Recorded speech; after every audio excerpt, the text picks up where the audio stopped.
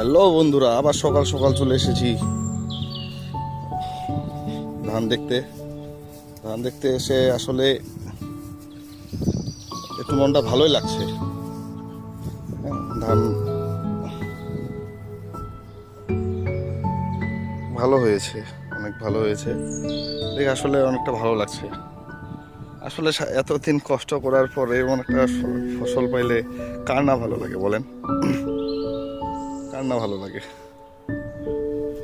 খুব সুন্দর হয়েছে।